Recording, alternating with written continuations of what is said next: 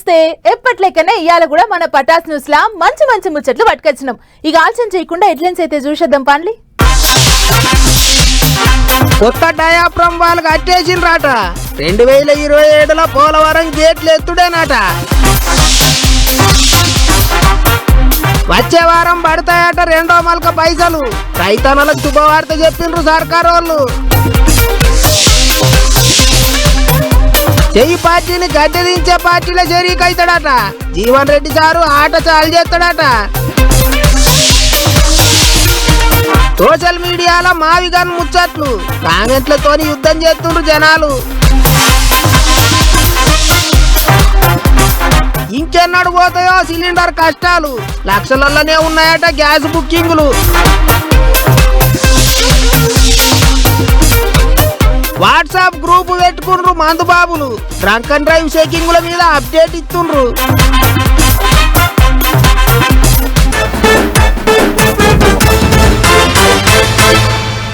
గోదావరి పుష్కరాలకి ఈసారి సర్కారోళ్ళు ఘనమైన ఏర్పాట్లు చేస్తుండ్రు. ఇటు తెలంగాణ అటు ఆంధ్ర రెండు దిక్కుల లీడర్లు ముందు నుంచే ఉరుకులాడుతుండ్రు. పుణ్య స్నానాలకు వచ్చిపోయే పబ్లిక్ కు ఎసొంటి తిప్పల కాకుండా అన్ని తీర్ల సౌలతులు చేస్తుండ్రు. అన్నిటికి మించి ఏపీ సర్కారోళ్ళు పుష్కరాల సందర్భంగా పబ్లిక్ కి మస్తు గొప్ప కానుక ఇయ్యాలని గట్టిగా తిప్పల పడుతుండ్రు. మరిగా కానుక ఏంటిది, దాని సంగతి ఏంటిదో చూసేద్దాం పాండ్లి. ఆగ చూడర్రే, నీళ్ల మంత్రి నిమ్మల సారు దిల్ ఖుష్ అయ్యిండు. ఇంజనీర్లకు సాల్వ బట్టలు కప్పి నోరు తీపి చేసిండు. అవగానే గోదావరి పుష్కరాల ముచ్చట అని చెప్పి గిట్ల సార్లంతా స్వీట్లు తింటున్న ముచ్చట చూపిస్తున్నారు ఏందని పర్సన్ కాకుర్రి. అక్కడికే వస్తున్నాం. ఏపీ సీఎం చంద్రబాబు సారు పోయిన కాడల్లా చెప్తున్నాడు కదా, పుష్కరాల టైంకు పోలవరం గేట్లు ఎత్తుడే, నీళ్లు దునికిచ్చుడే అని. ఆగో సారు ముచ్చటకు తగ్గట్టే పనులు యమరువడి మీద నడుస్తున్నాయి. అప్పట్లో పాత సర్కారు వాళ్ళు ఉన్నప్పుడు కొట్టుకపోయిందని చెప్తున్న డయాఫ్రమ్ వాళ్ళను కూటమి సర్కారు వాళ్ళు వచ్చినాక దగ్గర 1000 కోట్లతో మళ్ళా కొత్తగా కట్టించిండ్రు. ఇప్పుడు డయాఫ్రమ్ వాళ్ళు కట్టుడు పని అంతా పురాగా ఒడిచిందట. అందుకే గిట్ల నీళ్ల మంత్రి ఇంజనీర్లు అందరూ మిఠాయిలు తినిపించుకుండ్రు. 2025 జనవరి 18 నాడు కట్టుడు కార్యం చాలు చేస్తే 440 రోజులలోనే పని మొత్తం ఉడగొట్టిండ్రు. 1372 మీటర్లతోని ఈసారి బందోబస్తుగా కట్టించిండ్రట. లెక్కకైతే ఇంత ఆలస్యం అవుతుంది అనుకున్నారట గాని పని జప్పనొడగొట్టిండ్రు. అందుకే అందరు సంబరపడతాండ్రు. ఇట్లనే తత్తిమ పనులన్నీ కూడా చకచక చేసి పుష్కరాల టైంకు పోలవరం గేట్లు ఎత్తనికే తయారైతుండ్రు. అంటే పోలవరం ఎప్పటికి పూర్తవుతుందో చెప్పలేనిటువంటి స్థితి నుండి, పోలవరాన్ని ప్రశ్నార్థకం చేసినటువంటి స్థితి నుండి, పోలవరాన్ని ఇంక మనం భవిష్యత్తులో ఎప్పుడు చూడలేమో అని తెలుగు ప్రజలు ఆశలు వదులుకున్నటువంటి స్థితి నుండి కూటమి ప్రభుత్వం అధికారంలోకి వచ్చిన తర్వాత 2027 కల్లా పోలవరం పూర్తి చేస్తామని ఏదైతే 2024లో చంద్రబాబు నాయుడు గారు లక్ష్యం నిర్దేశించారో ఆ లక్ష్యం నెరవేరబోతుంది. దానికి ఉదాహరణ ఈవేళ డయాఫ్రమ్ వాల్. కాదన్నట్టు అయితదో కాదో ఉంటదో పోతుందో అనుకున్నారు చాలా మంది, గాని ఇగో అయితాంది. 2027 కల్లా అన్ని పనులు ఒడుస్తాయి అన్నట్టు చెప్పుకొచ్చిండు మంత్రి సారు. కానీ ఏండ్ల సంధి ఆగో ఇగో అనుకుంటూ వస్తున్న పోలవరం ప్రాజెక్టు ఇన్నొద్దులకు కొసెల్లుతాంది. ఇక గేట్లు ఎత్తుతారు అని అంటే చాలా మందికి సంబరం అవుతాంది.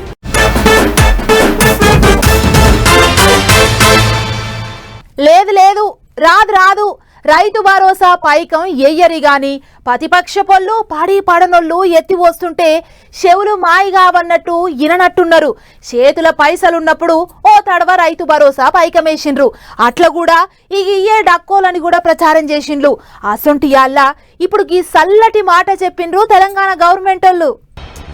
రైతులకు మళ్ళీ సల్లటి మాట చెప్పింది తెలంగాణ గవర్నమెంట్. రెండో తడవ రైతు భరోసా పైకం రైతుల ఖాతాలలో వేయాలని డిసైడ్ అయిందట. ఈ నెల 2వ వారంలో రైతులకు భరోసా పైకం పక్కా పడాల్సిందేనని ఆర్డర్లు అందినాయట ఆల్రెడీ ఆర్థిక శాఖ ఆఫీసర్లకు. మొదటి తడవ కింద ఎకరం భూమికే పడ్డాయి పైసలు. ఇప్పుడు రెండో తడవలో దగ్గర 5 ఎకరాల వరకు పైకం పడుతుందట. మళ్ళా అంతకంటే ఎక్కువ సాగు చేసేటోళ్ళ పరిస్థితి ఏందంటదా, వాళ్ళకు మళ్ళీ 20 రోజులు ఆగినాక వేస్తారట చేయి తిప్పుకొని. మొదటి తడవలో మొత్తం 70 లక్షల మంది రైతులకు 3590 కోట్ల రూపాయలు విడుదల చేసిరు సర్కారోళ్ళు.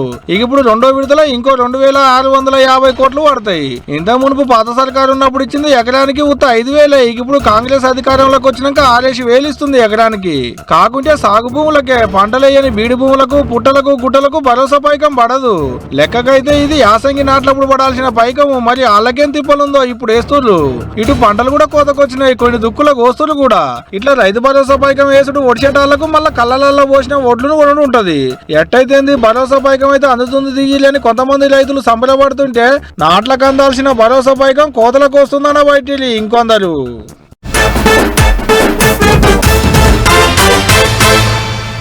ముళ్ళును ముళ్ళుతోనే తీయాలి, వజ్రాన్ని వజ్రంతోనే కొయ్యాలన్నారు పెద్ద మనుషులు.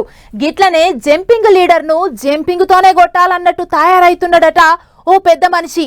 ఇప్పటికే అయినోళ్లే అన్యాయం చేసిండ్రని పంచాయతీ పెట్టి పొట్టు చాపిచ్చిండు. ఆఖరికి పార్టీకి రాజీనామా పెట్టిండు. ఇప్పుడు అన్ని తీర్ల ఆలోచన చేసుకొని జంపింగ్కు ముహూర్తం పెట్టుకుండట. మరిగా పెద్ద మనిషి ఎవళ్ళు ఏం కదా పురా గసుకొని వద్దాం పాండ్లి. పెద్ద మనిషి అంటే ఇంకెవరో అనుకున్నారు, జీవన్ రెడ్డి సారే. జంపింగ్ లీడర్ తోని జవడం వచ్చి సారు ఉన్న పార్టీలకేంచి బయటకు వచ్చిండు. ఇప్పుడు ఇంకో పార్టీలకు పోయి ఎగురని చేస్తాడు. 27వ తారీఖు నాడు కారు పార్టీ వల్ల ప్లీనరీ ఉన్నదట. అన్ని కలిసి వస్తే ఆయాలనే జీవన్ రెడ్డి సారు గులాబీ చెల్లబట్టగా అప్పుకుంటాడని కూడా అంటుండ్రు. అందులో జగిత్యాల దిక్కే ప్లీనరీ మీటింగ్ పెట్టాలని నిర్ణయం చేసిండ్రట. జీవన్ రెడ్డి సార్కు కారు పార్టీలో ఏదో ఒక పెద్ద పోస్టే ఇస్తారని కూడా ప్రచారం నడుస్తుంది. అయితే గిదే ముచ్చట మీద అసలు జీవన్ రెడ్డి సార్ ఏమంటున్నాడు అంటే, మార్పు అనేది ఏదైతుందో రేవంత్ రెడ్డి గారు పోవాలనే దాన్ని సూచిక కనబడుతుంది. మార్పు అనేది ప్రధానంగా ఇప్పుడు రేవంత్ రెడ్డి గారు పోవాలి. రేవంత్ రెడ్డి పోవాలంటే అప్పుడు కాంగ్రెస్ పార్టీతోని కేసీఆర్ పోతాడు అని చెప్పని భావించారు. కాంగ్రెస్ పార్టీకి అండగా నిలిచారు. మరి రేవంత్ రెడ్డి గారు పోవాలంటే ఏ పార్టీకి అండగా నిలవాలని కూడా ఆలోచన చేయాలి కదా. దట్స్ వై ఇట్ టైం గద అన్నట్టు చెయ్యి పార్టీని గద్దె దించే పార్టీలకే పోతాడట సారు. గంతెందుకు పార్టీలకేంచి బయటకు వచ్చినాక సారు జోరు పెంచిండు. సీఎం సార్ మీద సూటి పెట్టి బాణాలు ఎత్తుండు. మేడిగడ్డ బ్యారేజీకి రిపేర్లు చేయిస్తలేరని గర్వం అయిండు. దీన్ని ఏదైతుందో మేడిగడ్డ బ్యారేజ్ డ్యామేజ్, దాన్ని ఇట్ కెన్ బి రెస్టోర్డ్. ఎన్డీఎస్ఏనే రిపోర్ట్ ఇచ్చింది, ఇట్ కెన్ బి రిస్టోర్డ్ అని చెప్పని. దాన్ని ఏ విధంగా పునర్నిర్మాణం చేయాలనేది కూడా వాళ్ళ సలహాలు సూచనలు ఇచ్చింది. దాన్ని ఏదైతుందో మనం ఆచరణలో పెట్టలేకపోవడం ఇంతకంటే ఎక్కువ నిర్లక్ష్యం ఏం కనబడుతుందని చెప్పంటున్నాను నేను. ఇంతకంటే నిర్లక్ష్యం ఏం కనబడుతుందని చెప్పంటున్నాను నేను. కేవలం 2 సంవత్సరాల కాలంలో ఇటువంటి పరిస్థితి రావడం, మరి భవిష్యత్తు కాంగ్రెస్ పార్టీ మరి ఏ విధంగా ఉండబోతుంది ఎవరు ఊహించే పరిస్థితి లేదు అని చెప్పండి. గిట్లా సారు మైకుల ముంగటికి వచ్చిండంటే చాలు చెయ్యి పార్టీ వాళ్ళని గట్టిగానే ఆరుచుకుంటాడు. పాత ముచ్చట్లన్నీ ఎల్లదిస్తున్నాడు. అన్నిటికి మించి మొన్నటిదాకా జర్ర వెనక ముంగట చూసి మాట్లాడిండు గాని ఇప్పుడు పార్టీలకేసి బయటకు వచ్చిండు కాబట్టి తగ్గేదేలే అన్నట్టు చేస్తాడు పెద్ద మనిషి. ఓ దిక్కు కారు పార్టీలకే పోతాడనే ముచ్చట్లయితే జోరు వినిపిస్తున్నాయి గాని ఏ పార్టీలో షరీక్ అయ్యేది ఇంకో 2 వారాలలో తేలుతుందని చెప్తున్నాడు జీవన్ రెడ్డి సారు. మరిగా చూడాలి ఏమవుతుందో.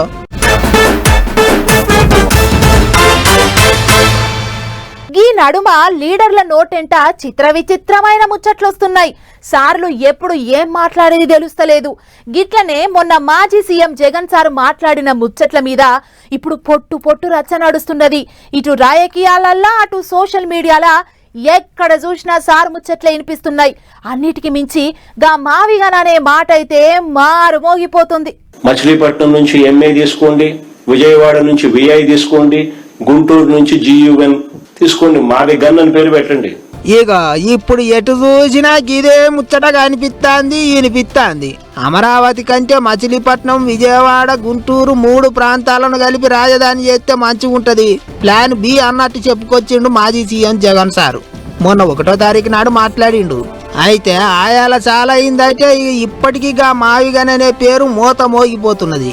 ఆఖరికి సీఎం చంద్రబాబు సారు కూడా తాపకోసారి గుర్తు చేసుకుంటాడు గా ముచ్చట.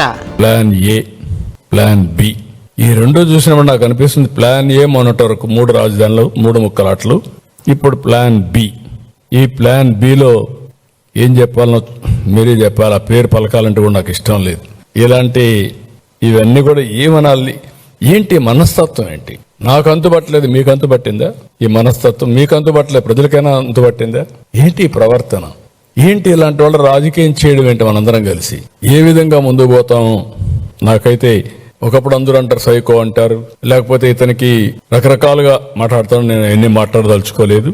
ఇక సోషల్ మీడియాలనైతే పక్క పార్టీ వాళ్ళకు కూటమి పార్టీలోళ్లకు పొట్టులాడాయి నడుస్తుంది.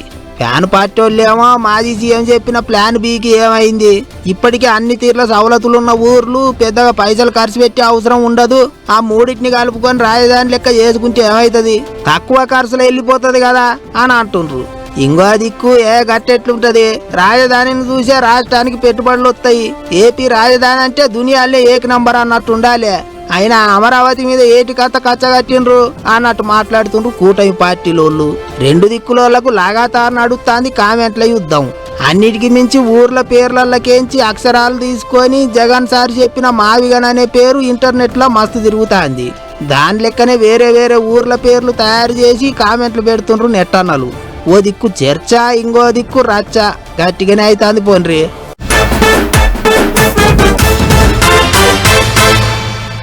ఇంతకు మునుపు పొద్దుగాల బుకింగ్ చేస్తే పొద్దుముకేటాళ్ళకు వచ్చేటిది గ్యాస్ సిలిండరు. మళ్ళా గోదాంకాడికి పోవాల్సిన పని కూడా ఏం లేదు. సీదా ఇంటి అడ్రస్కే వచ్చేడుతుండే. ఆళ్లే ఆటోలో పట్టుకొచ్చి వేసిపోయేటోళ్ళుండే. కానీ ఇప్పుడు నెల్లాళ్ల కింద చేసిన బుకింగ్ సిలిండర్ కూడా వచ్చేటట్టు లేదు. గ్యాస్ గోదాంకాడికి పోయి లైను కట్టినా ఇచ్చేటట్టు లేదు. అవు పాతయే బొచ్చడున్నాయి బుకింగ్ చేసినాయి.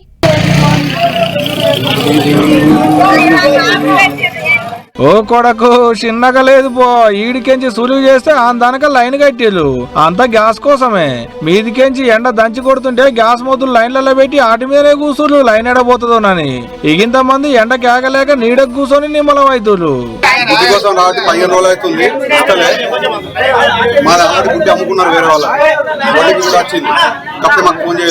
ఫోన్లోనే బుకింగ్ చేసుకున్నాట. బుకింగ్ అయినట్టు మెసేజ్ వచ్చిందట. ఆటంకం వల్ల బుడ్డి డెలివరీ అయినట్టు కూడా ఫోన్ కు మెసేజ్ వచ్చిందట. కానీ గ్యాస్ బండలు ఇచ్చిందైతే లేదనేది మనోళ్ళు అంటున్నమాట. ఫోన్లకు మెసేజ్ వచ్చింది, గ్యాస్ బండలు ఎందుకు ఇయ్యట్లేదని జగిత్యాల జిల్లా మల్లాపూర్ లో లొల్లికి దిగిరు గ్యాస్ గోదాం ముంగట ఊరోళ్ళు. ఇగో గీ అన్నది కూడా అదే కథనాట.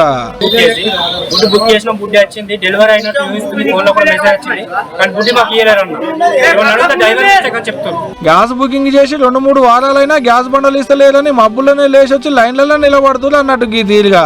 అవు మరి గ్యాస్ బుకింగ్ చేసుడే తప్పితే సిలిండర్లు వచ్చింది లేదు, ఇంట్లో పోయి ముట్టించింది లేదు. ఇప్పటికే ఓ 15 లక్షలకు మీదనే సిలిండర్లు బుకింగ్ చేసినాక కూడా డెలివరీ కాలేదంటే చూడాలి ఏ తరీకలు ఉందో కథ. ఓ కాంచి బుకింగ్లేమో వెలిగినాయి, ఇద్దరికి సిలిండర్లేమో లేకపోయే. అందుకనే బుకింగ్లే ఆపేయాలని లాక్ సిస్టమ్ కూడా పెట్టిలట. మళ్ళా ఊళ్ళల్లో గ్యాసులు అయిపోయి పబ్లిక్ చాలా మంది దానిక చేసేదేం లేక పాత మట్టిపోయిలే నమ్ముకుంటారు. ఇదంతా యుద్ధం పుణ్యమే. ఇప్పుడే ఇట్టుందంటే ఇంకా 4 వద్దులు పోతే ఇంకెట్టుంటదో మరి చూడాలే.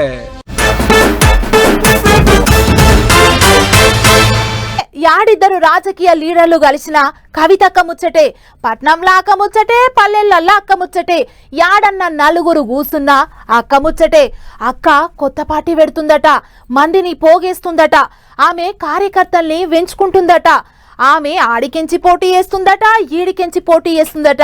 ఇక ఇదే కదా ఇసొంటి ముచ్చట వినిపిస్తున్న యాళ్ళ కవితక్క ఈ కార్యం ముంగటేసుకున్నది. కనీసం పేద మధ్యతరగతి పిల్లలు ఇబ్బంది పడతా ఉన్నారు. మరి ఫీజు నియంత్రణ కోసం ఒక చట్టం తేవాలి అని చెప్పి ఆలోచన ఈ ప్రభుత్వానికి లేకపోవడం అనేది సిగ్గుచేటు. నేను అర్జెంటుగా డిమాండ్ చేస్తా ఉన్నా. గత 10-12 రోజులుగా ఈ రాష్ట్రంలో, ఈ హైదరాబాద్ మహానగరంలో స్కూళ్ల ముందట పిల్లల యొక్క పేరెంట్స్ చేస్తున్న ధర్నాలు చూసన్నా మీ ప్రభుత్వం కళ్ళు తెరవాలి. రైట్, ఇలా ప్రైవేటు బళ్ళు అందులో వసూలు చేసేటి ఫీజుల ముచ్చట్లు ముంగటేసుకుంది కవితక్క. ఫీజులు పెంచుతున్నారు, ప్రైవేటు బళ్ళలో లక్షలకు లక్షలు వసూలు చేస్తున్నారు. కూలినాలి పనులు చేసుకునేటోళ్లకు పొల్లగాలను చదివించడం కష్టమవుతుంది అనేది అక్క అంటున్న మాట. మరి స్కూల్స్ కూడా నా రిక్వెస్ట్ స్కూల్స్ అందరితో, మీరు 8 to 10% ఫీజు పెంచుకోండి ఎవ్రీ ఇయర్. కానీ 30%, 40% పెంచితే పేద మధ్యతరగతి విద్యార్థులు, వాళ్ళ యొక్క తల్లిదండ్రులు చాలా దారుణమైన ఇబ్బందులు పడుతున్నారు. మీరు 30% పెంచుతారు, కానీ ఏదో చిన్న బట్టల షాప్లో ఒక సింగిల్ పేరెంట్ లేడీ ఉంటుంది, ఆమె పని చేస్తూ ఉంటుంది. ఆ యజమాని పెంచాడు, వాళ్ళకి జీతం అట్లా ఇవ్వలేరు, వాళ్ళు అట్లా వచ్చి ఒకసారి కట్టలేరు. కాదా మరి ప్రైవేటు బళ్ళలో ఫీజులు ఇంటినే పొల్లగా లవనాయనలకు ఫీజులు ఎగిరిపోబట్టే. అవు మంచి మాటే, కవితక్క అనేది కూడా మంచి మాటే. కానీ పోయిన 10 ఏళ్ళు మీరే కదా అక్క రాష్ట్రంలో అధికారంలో ఉన్నది. ఇప్పుడు అడిగినట్టే అప్పుడు మీ బాపును కూడా ఇదే మాట అడిగితే ఇప్పుడు ఇంత తిప్పలు వచ్చేది కాదు కదా అక్క. 2 బీఆర్ఎస్ ఎంకరేజ్ చేసిందని కాంగ్రెస్ ఎంకరేజ్ చేస్తే బీఆర్ఎస్ కొట్టిన గత కాంగ్రెస్ కొడుతుంది, వేరే ఏం లేదు. అది విన్నారా, అప్పుడున్న సర్కారు ప్రైవేటు బళ్ళ ఫీజుల మీద శ్రద్ధ పెట్టలేదు, ఇప్పుడున్న సర్కారు శవన పెడతలేదు అనేది అక్క అంటున్న మాట. ఇక ఆఖరి మాట కింద మీరేమంటున్నారో చెప్పులే అక్క. మేము ఇంతకే చెప్పినాం కదండి, ఇప్పుడేమో పిల్లల యొక్క పేరెంట్స్ ధర్నాలు చేస్తున్నారు. ఒకవేళ 10% కన్నా ఎక్కువ ఏమైనా స్కూల్స్ పెంచితే ప్రభుత్వం ఫీ నియంత్రణ యొక్క చట్టం తీసుకొని అది అమలు చేయకపోతే జాగృతి సంస్థగా త్వరలో పార్టీగా మారబోతున్నటువంటి మేము ఖచ్చితంగా స్కూల్ యాజమాన్యాల దగ్గర, స్కూల్స్ ముంగట కూడా ధర్నాలు చేయడానికి వెనుకాడబోం. ఆ పరిస్థితి తేవద్దని ప్రభుత్వాన్ని నేను విజ్ఞప్తి చేస్తున్నా. ఎందుకంటే 12,000 పాఠశాలలు ఉన్నాయి, ప్రతి జిల్లాలో లొల్లి పెట్టాల్సి వస్తుంది, అది మంచిది కాదు. కానీ చాలా తీవ్రంగా నష్టపోతున్నారు ప్రజలు, ముఖ్యంగా మధ్యతరగతి ప్రజలు. కాబట్టి ప్రభుత్వం తక్షణమే ఫీజు నియంత్రణ యొక్క చట్టాన్ని పాస్ చేయాలి, స్పెషల్ సెషన్ పెట్టని డిమాండ్ చేస్తున్నాం. అది ఎన్ని మాటలు చెప్పినా ఒక్కటే మాట, ఫీజులు పెంచకుంటూ చట్టం పట్టుకు రావాలి, బడి ఫీజులు తగ్గేటట్టు చేయాలనేది అక్క డిమాండ్. పట్నంలో ఉన్న జాగృతి ఆఫీసులో అక్క కార్యకర్తలతో మీటింగ్ పెట్టి మాట్లాడినాక మైకుల ముంగడికి వచ్చి ఇగో గిసవంటి ముచ్చట్లు చెప్పింది అన్నట్టు.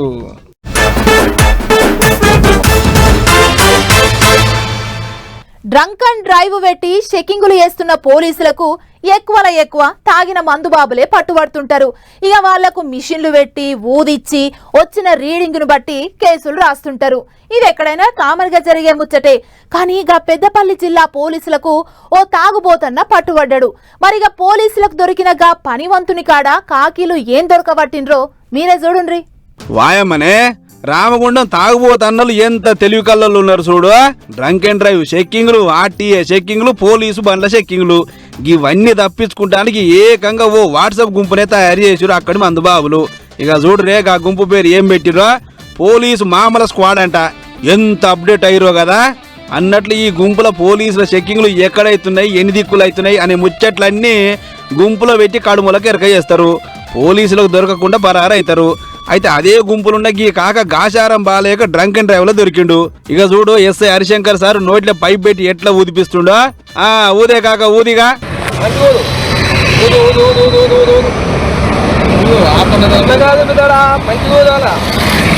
అరే ఏంది కాక, తాగేటప్పుడు పెగ్గులు లటుకులు లేపుతారు గాని ఊదమంటే బీల్సబడివి గట్టిగోదు అని ఊదిపిచ్చుండు ఎస్ఐ సారు.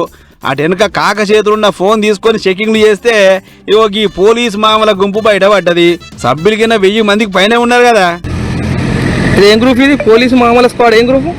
నాకు తెలియదు సార్. అదే యాడ్ అయింది. నేను కూడా చూస్తలేను సార్. చూడండి సార్, నేను చూస్తలేను కూడా. అంతేనా? నేను కూడా సార్. అంతే, నేను సార్. చూడండి మీరే, నేను యాడ్ అయితే చేయలేదు.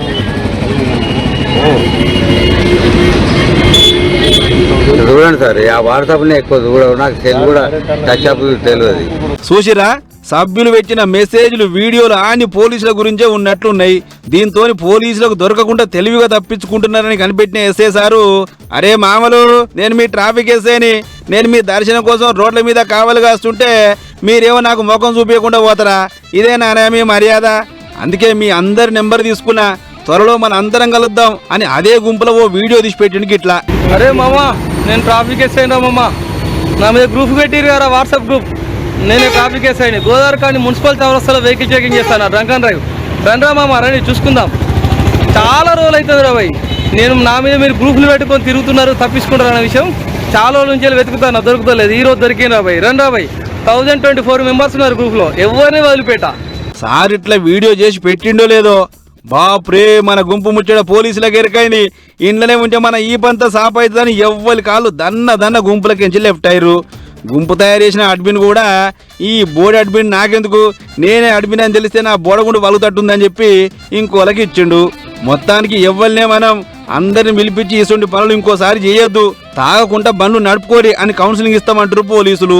మరి ఆ గుంపులకించి ఎంతమంది హాజరుపడతారో ఏమో గాని మీ ఫోన్లలో సుత ఇటువంటి గుంపులుంటే జర పైలమే అన్నలో ఆయనతో దొరికితే మీ పని సుత ఇట్లనే అవుతుంది, చూసుకోరు మరి.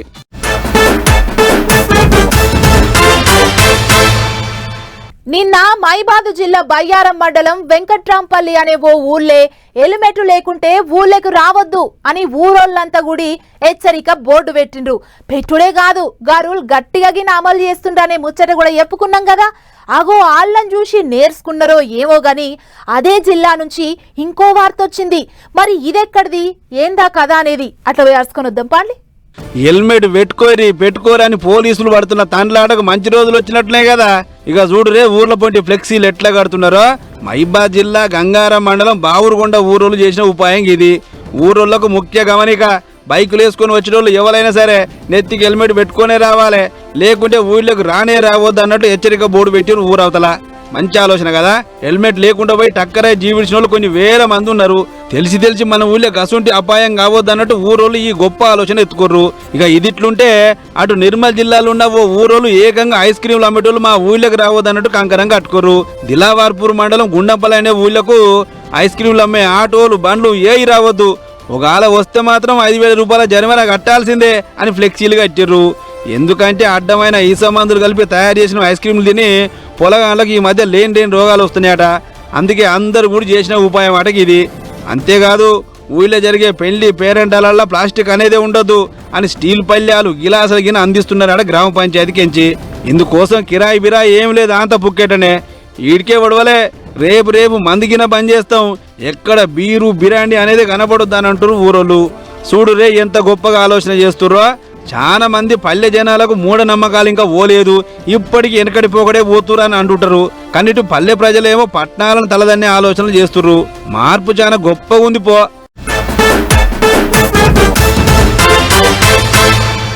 చూసిల్లు కదా ఇవి ఇయాల్టి మన పటాస్ న్యూస్ లో ముచ్చట్లు. మళ్ళా రేపు మంచి మంచి ముచ్చట్లతోని కలుద్దాం. నమస్తే.